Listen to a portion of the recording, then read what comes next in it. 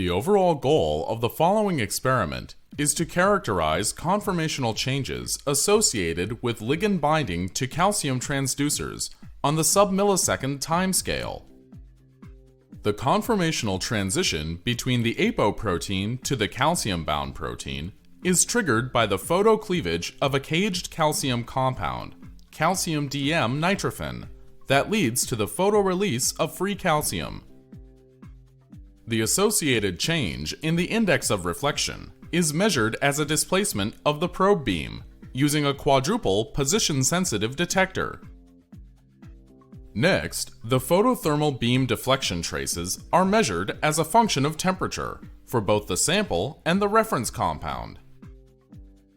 Analysis of the photobeam deflection traces provides insight into the mechanism of calcium-induced conformational switch in terms of reaction volume and enthalpy changes.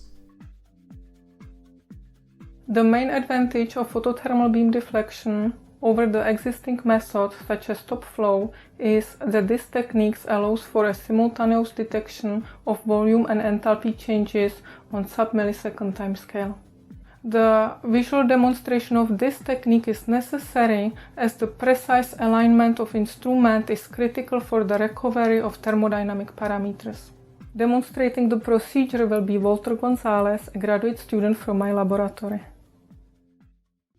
Carry out the sample preparation and all sample manipulations in a dark room to prevent any unwanted uncaging. In this video, steps are demonstrated in the light for filming purposes. To begin, solubilize DM-nitrophen in 50 millimolar heaps.